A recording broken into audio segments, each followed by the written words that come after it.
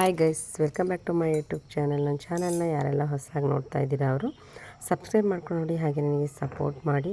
ನಾನು ಚೆನ್ನಾಗಿದ್ದೀನಿ, ನೀವು ಚೆನ್ನಾಗಿದ್ದೀರಾ ಅಂತೇಳಿ ಭಾವಿಸಿ ಇವತ್ತಿನ ವೀಡಿಯೋನ ನಾನು ಶುರು ಮಾಡ್ತಾಯಿದ್ದೀನಿ. ಬೆಳಿಗ್ಗೆ ಖಾಲಿ ಹೊಟ್ಟೆಗೆ ನಾನು ಫಸ್ಟ್ ಒಂದು ಗ್ಲಾಸ್ ನೀರು ಕುಡಿಯೋಣ ಅಂತೇಳಿ ಕುಡಿತಾ ಇದ್ದೀನಿ. ಕಷಾಯನೋ ನೀರು ಏನಾದರೂ ಕುಡಿಯೋಣ ಅಂತೇಳಿ ನಾನು ಇವತ್ತು ಬೆಳಿಗ್ಗೆ ಜೇನುತುಪ್ಪ ಮತ್ತು ಬಿಸಿನೀರು ಕುಡಿಯೋಣ ಅಂತೇಳಿ ಕುಡಿತಾಯಿದ್ದೀನಿ. ನೋಡಿ, ನಾನು ಸ್ವಲ್ಪ ಬಿಸಿ ನೀರು ಹಾಕ್ಕೊಂಡ್ಬಿಡ್ತಿದ್ದೀನಿ. ಆ್ಯಕ್ಚುಲಿ ಬಿಸಿ ನೀರು ಹಾಕ್ಕೋಬಾರ್ದು, ನಂಗೆ ಸ್ವಲ್ಪ ಬಿಸಿ ಇರಬೇಕು, ಹಾಗಾಗಿ ಬಿಸಿ ನೀರು ಹಾಕ್ಕೊಂಡಿದ್ದೀನಿ. ನೀವು ಸ್ವಲ್ಪ ಮೈಲ್ಡಾಗಿರೋದೇ ಹಾಕ್ಕೊಳ್ಳಿ.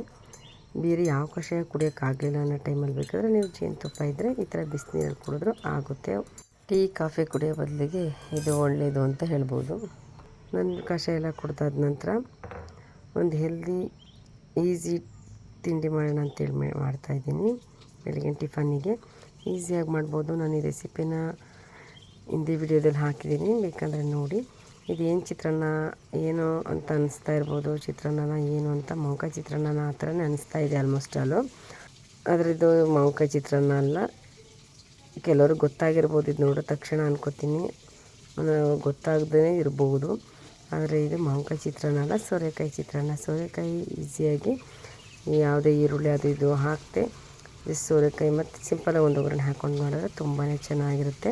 ಹೆಲ್ದಿನೂ ಕೂಡ. ಈ ಟೈಮಲ್ಲಂತೂ ತುಂಬಾ ಒಳ್ಳೆಯದು ಅಂತ ಹೇಳ್ಬೋದು. ಯಾಕಂದರೆ ಇದು ಸೋರೆಕಾಯಿ ತಂಪಾಗಿರೋದ್ರಿಂದ ಸಮ್ಮರ್ ಸೀಸನ್ಗೆ ಒಳ್ಳೆ ಹೆಲ್ದಿ ಈಸಿ ಟಿಫನ್ ಅಂತ ಹೇಳ್ಬೋದು. ನಾನಿವತ್ತು ಸೋರೆಕಾಯಿ ಸಿಪ್ಪೆ ಕೂಡ ಹೊರದಿಲ್ಲ, ಸಿಪ್ಪೆನೂ ಕೂಡ ಹಾಕಿದ್ದೀನಿ. ನೀಟಾಗಿ ತೊಳೆದ್ಬಿಟ್ಟು ತುಂಬಾ ಚೆನ್ನಾಗಿದೆ. ಈಸಿಯಾಗಿ ಒಗ್ಗರಣೆ ಮಾಡಿಕೊಂಡು ಜಸ್ಟ್ ಸೋರೆಕಾಯಿ ಹಾಕ್ಕೊಂಡು ಅನ್ನ ಕಲಿಸ್ಕೊಂಡ್ರೆ ಸೂಪರಾಗಿರುತ್ತೆ. ಕಡಲೆ ಬೀಜನ ಸ್ವಲ್ಪ ಹುರ್ಕೊಂಡು ರೈಸ್ ಮೇಲೆ ಹಾಕ್ಕೊಂಡ್ರೆ ಇನ್ನೂ ತುಂಬ ಟೇಸ್ಟ್ ಚೆನ್ನಾಗಿರುತ್ತೆ. ನೈಟು ವಡೆ ಮಾಡ್ಕೊಂಡಿದ್ವಿ, ಆದರೆ ಸ್ವಲ್ಪ ಹಿಟ್ಟು ಉಳಿದಿತ್ತು ಅಂತೇಳಿ ಅದನ್ನು ತಿಂಡಿ ಜೊತೆಲಿ ಒಂದೊಂದು 2 ವಡೆ ಹಾಕ್ಕೊಂಡಿದ್ದೀನಿ. ನೋಡಿ, ಸೋರೆಕಾಯಿ ಸಿಪ್ಪೆದು ಕಾಣಿಸ್ತಾ ಇದೆ ಅಲ್ವಾ, ನಾನು ಸಿಪ್ಪೆ ಕೂಡ ಹೊರದಿಲ್ಲ. ತುಂಬಾ ಚೆನ್ನಾಗಿತ್ತು. ಈಸಿಯಾಗೂ ಕೂಡ ಮಾಡ್ಬೋದು. ನೀವು ಸೋರೆಕಾಯಿ ಇದ್ದರೆ ಮಾಡ್ಕೊಳ್ಳಿ. ತಿಂಡಿ ಎಲ್ಲ ಮುಗಿಸಾದ ನಂತರ ನನ್ನ ಫ್ರೆಂಡ್ ಮನೆಯಿಂದ ಒಂದು ಗಿಡ ತೊಗೊಬಂದಿದ್ದೆ, ಒಂದಲ್ಗ ಗಿಡನ. ಅದನ್ನು ಒಂದು ಕಡ್ಡಿ ಹಾಕಿದ್ದಿದ್ದು ಎಷ್ಟು ಚೆನ್ನಾಗಿ ಬಂದಿತ್ತು ನೋಡಿ, ತುಂಬ ಚೆನ್ನಾಗಿ ಬಂದಿತ್ತು. ಇದು ಸ್ವಲ್ಪ ಹೈಬ್ರಿಡ್ ಒಟ್ಟಲ್ಲಿ, ನಾಟಿ ಅಲ್ಲ. ನಾಟಿ ಇನ್ನೂ ಚೆನ್ನಾಗಿರುತ್ತೆ. ಹೈಬ್ರಿಡ್ ಕಲರಲ್ಲೇ ಗೊತ್ತಾಗ್ಬಿಡುತ್ತೆ ಎಷ್ಟು ಚೇಂಜ್ ಇರುತ್ತೆ. ಇದಂತೂ ಎಷ್ಟು ಒಳ್ಳೆಯದು ಅಂತ ಗೊತ್ತಿರುವಂಥದ್ದು ಎಲ್ಲರಿಗೂ. ಆರೋಗ್ಯ ದೃಷ್ಟಿಯಿಂದನೂ ಒಳ್ಳೆಯದು, ಮತ್ತು ನೆನಪಿನ ಶಕ್ತಿಗಂತೂ ತುಂಬ ಒಳ್ಳೆಯದು ಅಂತ ಹೇಳ್ಬೋದು. ಇದ್ರನ್ನ ನೆಕ್ಸ್ಟ್ ಎಲೆ ಕಿತ್ಕೊಂಡ್ಬಿಡ್ತಿದ್ದೆ, ಹಾಗಾಗಿ ಅದಕ್ಕೆ ಸ್ವಲ್ಪ ವೀಡಿಯೋ ಮಾಡೋಣ ಅಂತ ಮಾಡಿದೆ. ನನ್ನ ಫ್ರೆಂಡ್ ಮನೆ ತಂದು ನೆಟ್ಟಿರುವಂಥದ್ದು. ಅದಾದ ನಂತರ ಕಲ್ಲಂಗಡಿ ಹಣ್ಣಿತ್ತು, ಅದರಲ್ಲಿ ಸ್ವಲ್ಪ ಜ್ಯೂಸ್ ಮಾಡ್ಕೊಳ್ಳೋಣ ಅಂಥೇಳಿ ಕಲ್ಲಂಗಡಿ ಹಣ್ಣು ಕಟ್ ಮಾಡ್ಕೊತಾ ಇದ್ದೀನಿ. ನನ್ನ ಮಗಳು ಕಟ್ ಮಾಡ್ಕೊತೀನಮ್ಮ, ಈ ಥರ ಮಾಡ್ಕೊತೀನಿ ಅಂತೇಳಿ ಮಾಡಿದ್ಲು. ಆದರೆ ಇದನ್ನೆಲ್ಲ ನಾನು ಒಬ್ಬಳೇ ಕುಡ್ಕೋತೀನಿ ಅಂತೇಳಿದೆ. ಆಯಿತು ಕುಡಿ ಅಂತೇಳಿದೆ. ಅವಳೇ ಎಲ್ಲ ಮಾಡಿಕೊಂಡು ಈ ಥರ ಮಿಕ್ಸಿ ಮಾಡ್ಕೊಂಡಿದ್ದಾಳೆ. ಫಸ್ಟು ಅದಕ್ಕೆ ಸ್ವಲ್ಪ ಸಕ್ಕರೆ ಹಾಕ್ಕೊಂಡಿದ್ದಾಳೆ. ಸಕ್ಕರೆ ಹಾಕ್ಕೊಂಡು ನಾನು ಬೌಲ್ ಅರ್ಧ ಕಟ್ ಮಾಡಿರೋ ಹೋಳಲ್ಲೇ ಹಾಕ್ಕೋಬೇಕು, ಅದಕ್ಕೆ ಹಾಕ್ಕೊಂಡು ಕುಡಿಬೇಕು ಅಂಥೇಳಿ ಕಟ್ ಮಾಡ್ಕೊಂಡು ಕುಡಿತೀನಿ ಅಂತ. ಸರಿ ಆಯಿತು ಅಂತೇಳಿ ಅದನ್ನು ಮಿಕ್ಸಿ ಮಾಡಿ ಅದಕ್ಕೆ ಸ್ವಲ್ಪ ಪೆಪ್ಪರ್ ಪೌಡ್ರ್ ಕೂಡ ಹಾಕ್ಕೊಂಡಿದ್ದಾಳೆ ಸಕ್ಕರೆ ಜೊತೆಲಿ. ತುಂಬಾ ಚೆನ್ನಾಗಿರುತ್ತೆ ನೋಡಿ. ಈ ಥರ ಕಟ್ ಮಾಡಿ ಈ ಥರ ಸಿಪ್ಪೆ ಇದಕ್ಕೆ ಹಾಕ್ಕೊಂಡಿದ್ದಾಳೆ. ತುಂಬ ಚೆನ್ನಾಗಿ ಅನ್ನಿಸ್ತು. ಅದನ್ನು ಕುಡ್ಕೊಂಡು ಅವಳು ಒಬ್ಬಳೇ ಕುಡಿತೀನಿ ಅಂತೇಳಿ ಕೂಡ ಕುಡಿದ್ಲು. ನಾನು ಸ್ವಲ್ಪ ಒಂದು ಪುದೀನ ಎಲೆ ಹಾಕಿದ್ದೀನಿ ಅಷ್ಟೇ. ಕಲರ್ಫುಲ್ಲಾಗೂ ಕಾಣಿಸ್ತಾ ಇದೆ. ಈಗಂತೂ ಸಮ್ಮರ್ ಸೀಸನಲ್ಲಿ ಎಲ್ಲ ಜ್ಯೂಸ್ ಬೇಕಂತಲೇ ಇರುತ್ತೆ, ಏನಾದರೂ ಒಂದು ಕುಡಿಲೇಬೇಕು ಅನಿಸ್ತಿರುತ್ತೆ. ಹಾಗಾಗಿ ನಾವು ಕಲ್ಲಂಗಡಿ ಹಣ್ಣು ಜ್ಯೂಸ್ ಮಾಡ್ಕೊಂಡು ಕುಡಿದ್ವಿ ತಿಂಡಿ ಎಲ್ಲ ಆದಮೇಲೆ. ಅದಾದ ನಂತರ ನಮ್ಮ ಮನೆಗೆ ಒಂದು ಹೊಸ ಗೆಸ್ಟ್ ಅಂತ ಹೇಳ್ಬೋದು, ಒಂದು ನಾಯಿ ತೊಗೊಂಡು ಬಂದಿದ್ದರು. ತುಂಬ ಭಯಂಕರವಾಗಿ ಅನ್ನಿಸ್ತೈತೆ ನೋಡೋಕ್ಕೆ. ಅದನ್ನು ಹಾಗೆ ಸ್ವಲ್ಪ ವೀಡಿಯೋ ಮಾಡೋಣ ಅಂತೇಳಿ ವೀಡಿಯೋ ಮಾಡಿದೆ. ಅದಕ್ಕೆ ಸ್ವಲ್ಪ ಕಣ್ಣು ಒಂದು ಏನಂತ ಗೊತ್ತಿಲ್ಲ, ಏಟಾಗಿರೋದ ಏನೋ ಗೊತ್ತಿಲ್ಲ. ಅದು ನೋಡೋಕ್ಕೆ ಸ್ವಲ್ಪ ಕಣ್ಣು ಒಂಥರ ಇರೋದ್ರಿಂದ ಭಯನೇ ಆಗ್ತಾಯಿತ್ತು. ಮತ್ತು ಕಾಲೆಲ್ಲ ತುಂಬ ಉದ್ದಕ್ಕಿತ್ತು. ಮಾಡ್ಕೊಳ್ಳೋಣ ಅಂತೇಳಿ ವೀಡಿಯೋ ಮಾಡ್ಕೊಂಡಿದ್ದೀನಿ. ಅದರ ಬಾಯಿನ ಕೂಡ ನೋಡಿದ್ರು ಕೂಡ ಭಯಂಕರವಾಗಿತ್ತು.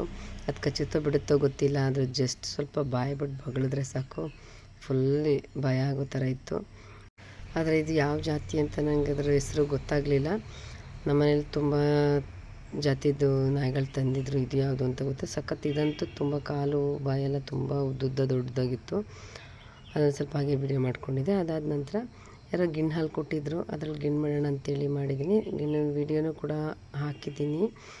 ಇದು ತುಂಬ ಚೆನ್ನಾಗಿ ಕೇಕ್ ಥರ ಬಂದಿತ್ತಲ್ಲ ಅಂತೇಳಿ ಅದು ಸ್ವಲ್ಪ ಹಾಗೆ ವೀಡಿಯೋ ಮಾಡಿಕೊಂಡೆ. ಸಮ್ಮರ್ ಸೀಸನ್ನಂತೂ ಗಿಣ್ಣವೆಲ್ಲ ಸ್ವಲ್ಪ ಕೋಲ್ಡ್ ಐಟಮೆಲ್ಲ ತುಂಬ ಚೆನ್ನಾಗಿರುತ್ತೆ, ಜ್ಯೂಸ್ ಆಗಲಿ ಅದೆಲ್ಲ. ಅದು ಸ್ವಲ್ಪ ಹಾಗೆ ವೀಡಿಯೋ ಮಾಡಿ ನೆಕ್ಸ್ಟು ಎಲ್ಲ ಕೆಲವು ಹಣ್ಣು ಗಿಡಗಳನ್ನ ನಾನು ವೀಡಿಯೋ ಮಾಡಿದ್ದೀನಿ. ಸ್ಕಿಪ್ ಮಾಡಿದೆ ವೀಡಿಯೋನ ಎಂಡ್ವರೆಗೂ ನೋಡಿ. ಹಣ್ಣುಗಳ ಗಿಡಗಳನ್ನ ಸ್ವಲ್ಪ ವೀಡಿಯೋ ಮಾಡಿದ್ದೀನಿ. ಕೆಲವರಿಗೆ ಎಷ್ಟೋ ಹಣ್ಣುಗಳ ಗಿಡಗಳು ಗೊತ್ತೇ ಇರಲಿಲ್ಲ, ನನಗೂ ಕೂಡ ಗೊತ್ತಿರಲಿಲ್ಲ. ಹಾಗಾಗಿ ಚೆನ್ನಾಗಿರುತ್ತೆ ಅಂತೇಳಿ ನಾನು ಹಣ್ಣುಗಳ ಗಿಡಗಳನ್ನೇ ವೀಡಿಯೋ ಮಾಡಿದ್ದೀನಿ.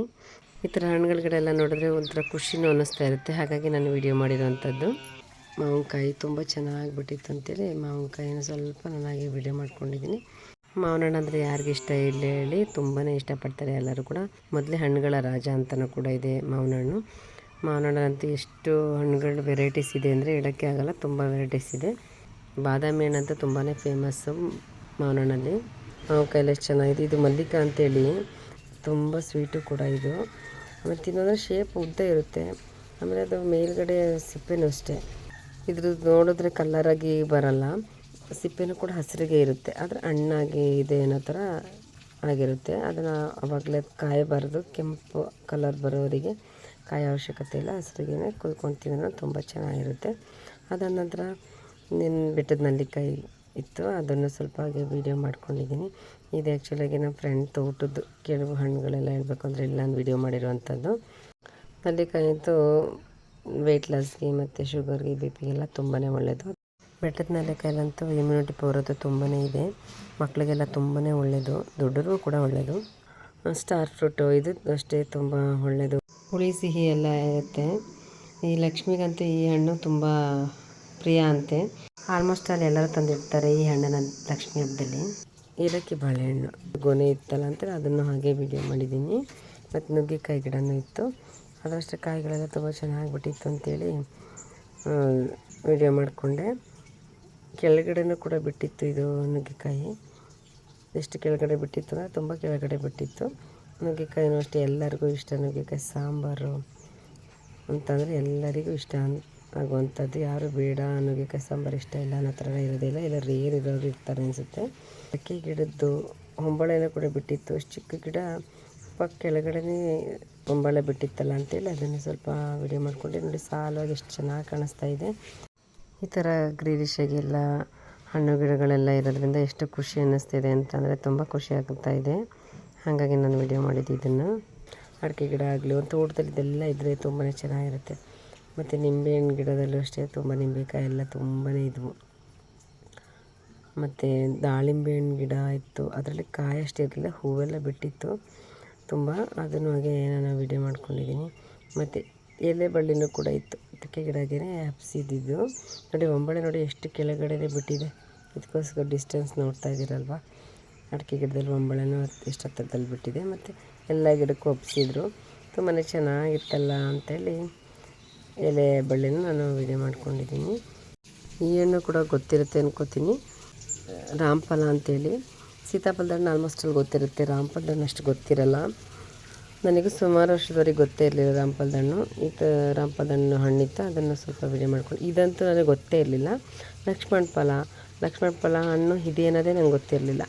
ನೋಡಿ ಲಕ್ಷ್ಮಣ ಫಲ ಗೊತ್ತಿಲ್ಲದಿದ್ದವರು ಈ ವಿಡಿಯೋ ನೋಡಿದರೆ, ನನ್ನ ವಿಡಿಯೋ ಫುಲ್ ನೋಡಿದ್ರೆ ಗೊತ್ತಾಗುತ್ತೆ. ನೋಡ್ತಾ ಇದ್ದೀರಲ್ಲ, ಇದು ಲಕ್ಷ್ಮಣ ಫಲ ಅಂತೇಳಿ ಹತ್ರದಿಂದನೇ ನಾನು ವೀಡಿಯೋ ಮಾಡಿದ್ದೀನಿ. ಈ ಹಣ್ಣಿನ ನಾನು ತಿಂದಿಲ್ಲ, ಇವತ್ತೇ ಮೊದಲು ಕೂಡ ನೋಡ್ತಾ ಇರೋದು, ಹಾಗಾಗಿ ಇದನ್ನು ಸ್ವಲ್ಪ ಹಾಗೆ ವೀಡಿಯೋ ಮಾಡ್ಕೊಂಡಿದ್ದೀನಿ. ಇದು ಪಚ್ಚ ಬಾಳೆಹಣ್ಣು, ಇದು ಒಂದು ಕೊನೆ ಇತ್ತು, ಏಲಕ್ಕಿನೂ ಕೂಡ ಇತ್ತು, ಮತ್ತು ಪಚ್ಚ ಬಾಳೆಹಣ್ಣು ಕೂಡ ಇತ್ತು ಅಂತೇಳಿ ನಾನು ವೀಡಿಯೋ ಮಾಡಿಕೊಂಡೆ. ಮತ್ತು ಸಪೋಟ ಹಣ್ಣು ಕೂಡ ಇತ್ತು. ಒಂದು ತೋಟದಲ್ಲಿ ಈ ಥರ ಎಲ್ಲ ಹಣ್ಣುಗಳ ಥರ ಇದ್ದರೆ ನೋಡೋಕ್ಕೆ ಒಂಥರ ಖುಷಿ ಅನ್ನಿಸ್ತೈತೆ ನಿಜ. ಹಾಗಾಗಿ ನಾನು ವೀಡಿಯೋ ಮಾಡ್ಕೊಂಡಿದ್ದನ್ನೆಲ್ಲ. ಎಲ್ಲರ ತೋಟಗಳಲ್ಲೂ ಕೂಡ ಈ ಥರ ಎಲ್ಲ ಗಿಡಗಳನ್ನೂ ಹಾಕಿರಲ್ಲ, ಒಬ್ಬೊಬ್ಬರಷ್ಟೇ ಅವ್ರ ತೋಟಗಳಲ್ಲಿ ಎಲ್ಲ ಥರದ ಹಣ್ಣುಗಳು ಗಿಡಗಳಿರಬೇಕು ಅಂತೇಳಿ ಬೆಳೀತಾರೆ. ಆಲ್ಮೋಸ್ಟ್ ಅಲ್ಲಿ ಎಲ್ಲರೂ ಬೆಳೆದಿರಲ್ಲ, ಆದರೆ ನನಗೂ ಎಲ್ಲ ಗಿಡಗಳನ್ನ ಇರಬೇಕು ಅಂತ ನನಗೂ ಇಷ್ಟ. ಹಾಗೆ ಸಪೋಟ ಹಣ್ಣು ಗಿಡದಲ್ಲೆಲ್ಲ ತುಂಬ ಇತ್ತಲ್ಲ ಅಂತ ವೀಡಿಯೋ ಮಾಡ್ಕೊಂಡಿದ್ದೀನಿ. ಮತ್ತು ಹಲಸಿನ ಮರನೂ ಕೂಡ ಇತ್ತು ಒಂದು, ಅದನ್ನು ಅಷ್ಟೇ. ಹಲಸಿನ ಹಣ್ಣು ಅಂತಂದರೆ ಯಾರಿಗೆ ಇಷ್ಟ ಇಲ್ಲ ಹೇಳಿ, ಮೊದಲೇ ಹೇಳಿದಾರಲ್ಲ ಅಸ್ತು ಹಲಸಿನ ಹಣ್ಣು ತಿನ್ನು ಅಂತ.